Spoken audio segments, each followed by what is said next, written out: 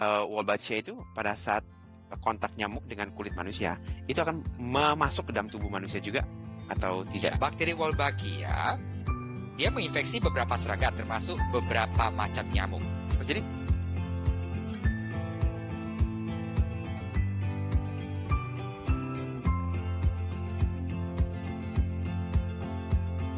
ya, selamat pagi teman-teman. Terima kasih telah datang di channel Feli Sunggono. Hari ini kita akan membahas topik yang sedang tren saat ini ya. Itu yang saudara mungkin sudah sering dengar ya. Ada tentang Wolbachia ya. Itu nyamuk yang orang sebutnya sebagai rekayasa genetika atau itu bisa ada sebagai teori konspirasi. Itu nyamuk ini yang sedang isu-isu yang dihubung-hubungkan terhadap depopulasi. Itu nyamuknya Bill Gates. Nah, itu nyamuk itu bisa membuat jadi feminim atau bahkan sekarang dikaitkan dengan isu yang sedang tren, itu nyamuk ini bisa membuat orang jadi LGBT. Nah, hari ini kita bahas, kita sudah kehadiran tempat ini ada teman saya, Dr. Juandi Jo. Mungkin saya perkenalkan sebentar, Dr. Juandi Jo ini uh, Ya.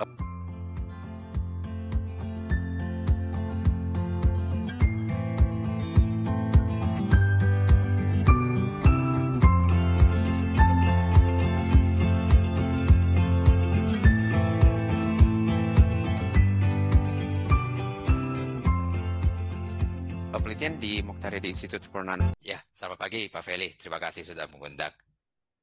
Ya, Dok, ini mungkin kita mau tanya-tanya tentang isu yang lagi heboh, yang sedang gaduh di masyarakat ya, tentang nyamuk ini. Mungkin kita sebutnya pertama itu nyamuknya namanya apa sih? Wolbachia atau Wolbachia?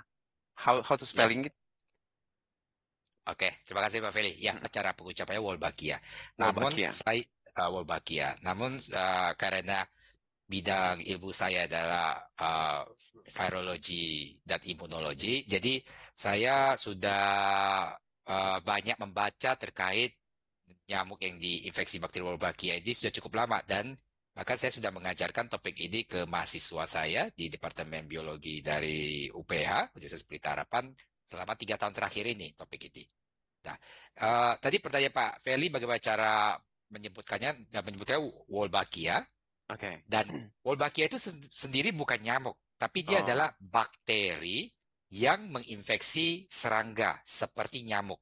Ah, oke.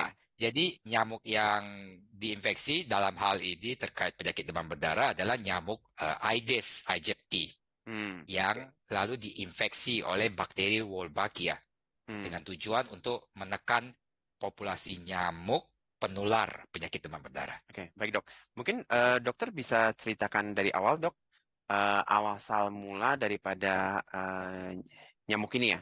Apa sih, bagaimana sejarah ini, sejak kapan itu mulai ada namanya eh, orang melakukan penelitian itu, atau tim peneliti mulai mempopulerkan teknik ini untuk mengendalikan khususnya itu ya dok ya, penyakit dengue demam berdarah ya.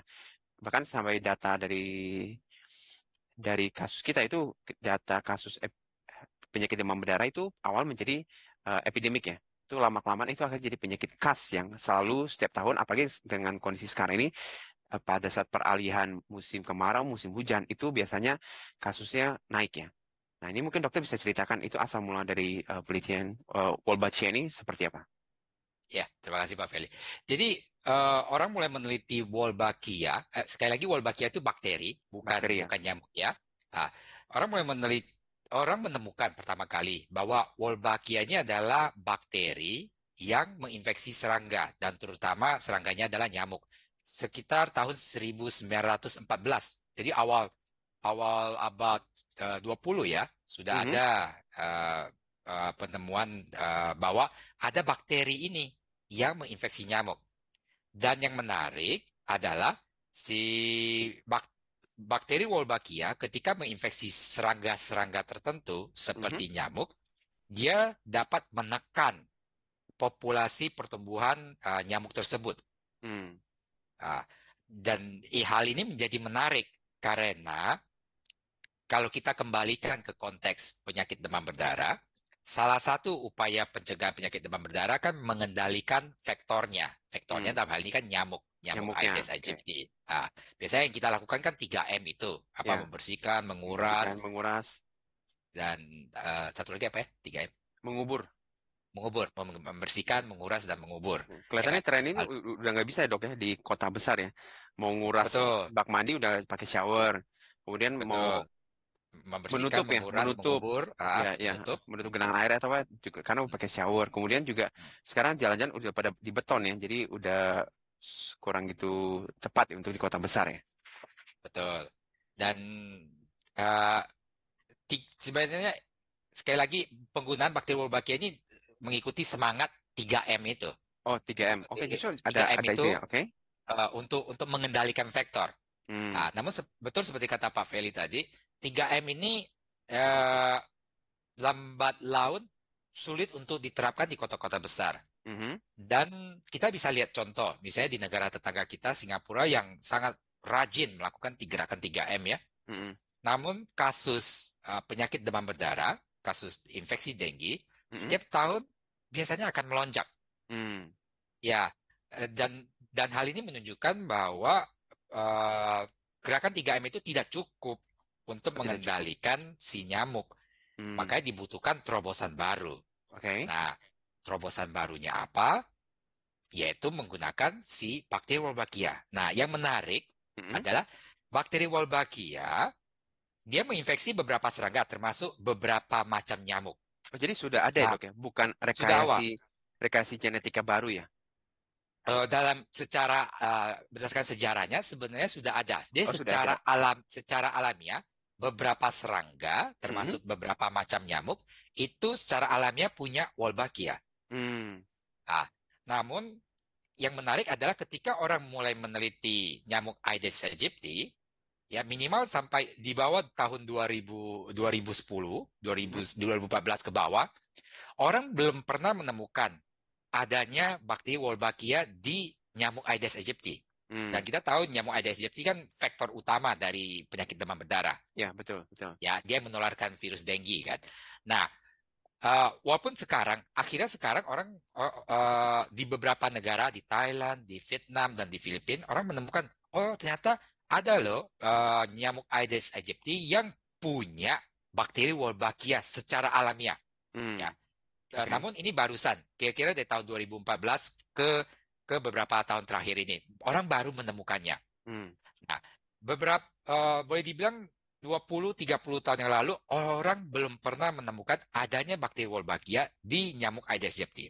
Jadi orang berpikir, apakah kita bisa menggunakan bakteri Wolbachia, memasukkannya ke dalam tubuh nyamuk untuk mengendalikan populasi si nyamuk Aedes aegypti itu? hmm, Ide ini muncul karena mereka melihat bahwa uh, bakteri Wolbachia mhm, ketika secara alamiah menginfeksi serangga lain, ada kalanya serangga lain yang terinfeksi oleh Wolbachia secara alamiah itu menurun jumlahnya. hmm, oke. Nah, makanya muncul ide itu. Oke, pakai bakteri Wolbachia untuk infeksi nyamuk Oh, I dalam rangka untuk see. mengendalikan.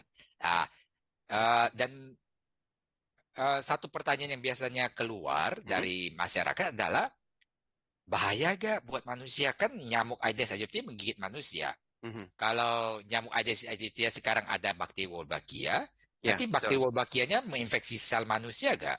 Oh ya, betul, betul. Ya, menginfeksi tubuh manusia atau tidak? Tapi sejauh ini, ya, sejauh ini sampai sekarang, sampai detik ini, belum pernah ditemukan adanya sel manusia yang bisa diinfeksi oleh Wolbachia. Dan Hmm, ini menarik karena mungkin karena perkembangan alamiahnya ya. ya, Bakteri Wolbachia itu bakteri yang menginfeksi sel serangga, hmm, bukan sel manusia. oke, Jadi menunjukkan tingkat keamanannya tuh tinggi buat manusia, ya. oke. Makanya teknik ini dipakai untuk mengendalikan vektor penular penyakit demam berdarah. Oke, dok ini sebelum masuk yang ke sana mungkin bisa dijelaskan apa sih dok efeknya kalau pada saat bakteri ini ada pada nyamuk Aedes aegypti ya? Apakah dia akan membuat itu nyamuknya itu tidak bisa bertelur atau memang telur atau bertelur telurnya rusak atau bagaimana ini proses yang ada? Ya. Ini yang pertanyaan yang menarik dan ini juga menjadi inspirasi para peneliti untuk semakin giat menggunakan Wolbachia minimal dalam mengendalikan faktor Aedes aegypti ini yang menyebabkan penyakit demam berdarah. Seperti kita tahu, nyamuk kan juga ada jantan dan ada betina. Nah, Mm-mm. yang menarik, kalau nyamuk jantannya yang terinfeksi oleh Wolbachia, Mm-mm. kalau dia nyamuk jantan yang terinfeksi Wolbachia menikah sama nyamuk betina Oke. yang tidak terinfeksi, ya. Jadi jantan terinfeksi, Ya, jangan terinfeksi. menikah sama betina yang tidak terinfeksi, Mhm. hasilnya telurnya tidak akan menetas, Oh, telur tidak menetas. Oke. tidak menetas, ya. Jadi apa akibatnya? Berarti populasi nyamuk Aedes aegypti bisa berkurang, Oh iya, ya ya. betul. Apalagi Ah, ratusan ya dok ya sekali bertelur ya. betul. Hmm. Ah, sisi lain, kalau nyamuk betinanya yang terinfeksi oleh Wolbachia, Mm-mm. ya, nyamuk betinanya yang terinfeksi Wolbachia, dia bisa menikah sama nyamuk jantan yang juga terinfeksi, Ya. atau nyamuk jantan yang tidak terinfeksi. Hmm. Ya betul Nah, ada kemungkinan itu. Heeh. kembali ke pernyataan awal saya, nyamuk betina yang terinfeksi bisa menikah sama nyamuk jantan yang terinfeksi, Mm-mm. atau dengan nyamuk jantan yang tidak terinfeksi, Ya. dan bisa menghasilkan telur. Hmm. Namun di sisi lain, tadi seperti saya bilang, kalau nyamuk jantannya terinfeksi, nyamuk betina tidak terinfeksi, telurnya nggak bisa menetas. Oke. Sisi lain, kalau nyamuk betinanya, berarti kembali ke kondisi, berarti kalau nyamuk betinanya tidak terinfeksi, Ya. dia cuma bisa menikah dengan nyamuk jantan yang tidak terinfeksi juga. Oh. Oke. Oke. Jadi sebenarnya Ah, yang ah, ya, mungkin apa ya sebutnya rekayasa genetik atau yang dilakukan di percobaan di penelitian itu sebenarnya apakah hanya nyamuk jantung saja yang dibuat eh, di yang apa terinfeksi. apa dipaparkan dengan Wolbachia atau nyamuk betina juga atau bagaimana dok? Ya, dalam pelaksanaannya dua-duanya akan terpapar Oh, dua-duanya. karena biasanya cara cara menginfeksi si nyamuk adalah ketika dia masih dalam bentuk embrio, nyamuknya Oh, masih dalam bentuk embrio, ya, belum jadi larva, disuntikkan bakteri Wolbachia ke oh, jadi pada dalamnya. saat embrio bukan nyamuk dewasa ya? Belum, bukan bentuk Oke. dewasa. Terus nanti jadi masih ada embrio, disuntikkan Wolbachia, terus nanti embrionya kan nanti akan berkembang dan nanti berdiferensiasi kan, bisa Hmm. jadi jantan, bisa jadi betina. Nah, nanti yang akan mereka yang akan membawa Wolbachia-nya. Ah, jadi di sini yang menarik adalah Hmm. jadi dua-duanya bisa bisa terinfeksi, jantan dan Oke. betina bisa bisa terinfeksi. Hmm. Tapi efeknya akan berbeda. Hmm. Kalau orang melepaskan nyamuk jantan Ya. yang terinfeksi, nyamuk jantan yang terinfeksi ini tidak bisa menikah sama nyamuk betina yang alamiahnya, Oh, nyamuk betina yang liar, yang tidak oke. terinfeksi. Karena sekalipun mereka menikah, telurnya tidak akan menetas. Hmm. Ya. Oke. Sebaliknya, kalau kita melepaskan nyamuk betina yang terinfeksi, Hmm. dia bisa menikah sama nyamuk jantan yang terinfeksi, bisa menikah sama nyamuk jantan liar yang tidak Hmm. terinfeksi, Hmm. ya. Terus dia nanti akan melepaskan telur dan nanti telurnya ada yang terinfeksi, ada yang tidak terinfeksi, Baik, baik. ya. Ah, dan tapi di sisi sini yang menarik, nyamuk betina yang terinfeksi akan memiliki kemungkinan untuk bertelur lebih banyak daripada nyamuk betina yang tidak terinfeksi. Oh, oke. Oh, justru lebih banyak Karena ya? lebih banyak dalam pengertian kansnya. Jadi ya, bertelur dan terus menetas. Karena tadi seperti saya sebutkan di awal, kalau nyamuk jantannya terinfeksi, menikah Hmm. sama nyamuk betina yang normal, Hmm. telurnya nggak menetas. Oh, terlalu nggak Artinya menetas. apa? Artinya nyamuk betina yang liar, yang normal, Hmm. cuma bisa menikah sama jantan yang normal juga. Oh, oke, oke. Jantan yang liar lah, ya. Hmm. Jantan yang tidak terinfeksi. Sementara kalau nyamuk betinanya sudah terinfeksi, dia bisa menikah sama nyamuk jantan yang terinfeksi, Hmm. bisa juga menikah sama nyamuk jantan yang liar, yang tidak terinfeksi. Oke. Artinya, kans dia untuk bertelur dan telurnya menetas lebih besar. Hmm. Sehingga akan terjadi istilahnya pergeseran populasi nyamuk Oke. dari nyamuk yang Hmm. liar ke nyamuk yang terinfeksi. Baik, baik dok. Ya, namun di sini yang mungkin perlu saya tekankan, nyamuk kan apalagi nyamuk Aedes aegypti ya, Ya. ini adalah nyamuk yang sangat banyak, apalagi di kota besar. Ya, karena nyamuk Aedes aegypti secara sejarah mengikuti manusia kan. Iya, Manusia iya. mulai menyimpan air bersih, nyamuk Aedes aegypti juga mengikutinya karena dia suka air bersih, beda dengan nyamuk lainnya. Misalnya Culex, ya lah. Akibatnya karena populasinya sangat banyak, kemungkinan untuk pergeseran seperti itu akan makan waktu yang sangat cukup lama dan kita sendiri saat ini belum bisa memprediksi butuh waktu berapa lama untuk bisa menggeser dari populasi nyamuk yang tidak terinfeksi ke populasi nyamuk yang terinfeksi. Betul, betul. Ya, namun poin kedua yang mau saya tekankan, sekalipun sudah bergeser, harusnya nggak masalah. Kenapa? Karena sekalipun si nyamuknya terinfeksi Wolbachia, sekali lagi, Wolbachia cuma menginfeksi sel serangga, tidak menginfeksi sel manusia. Jadi sekalipun nyamuk yang terinfeksi Wolbachia itu menggigit manusia, nggak ada masalah. Ya, ya, ya. Mungkin kita sebut itu kali ya. Nyamuk ini menusuk ya, karena mungkin ada beberapa istilahnya nyamuk itu tidak punya gigi ya. Iya, kayaknya cuma menusuk. Iya, Dan menusuk ya. ketika menusuk, bakteri Wolbachia-nya tidak bisa masuk dan menginfeksi tubuh manusia. Oh iya, Karena ya. bakteri Wolbachia cuma menginfeksi sel serangga, dalam hal ini sel Iya, iya. nyamuk.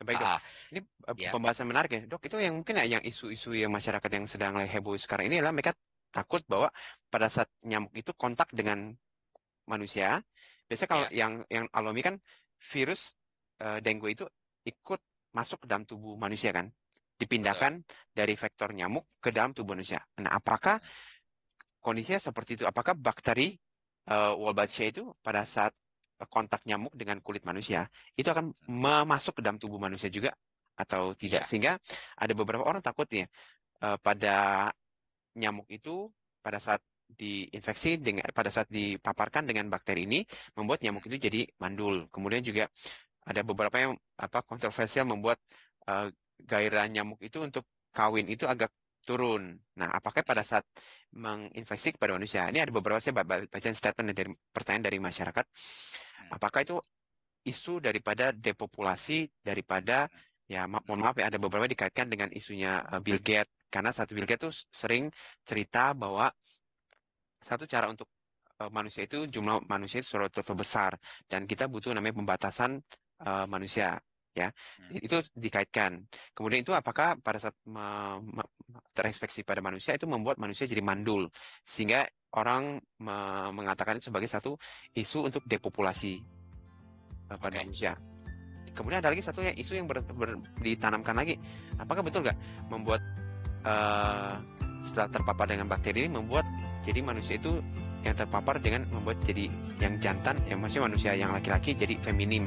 Kemudian ada yang mengkaitkan dengan LGBT. Nah itu dok, bagaimana dok untuk bisa menjelaskan seperti itu?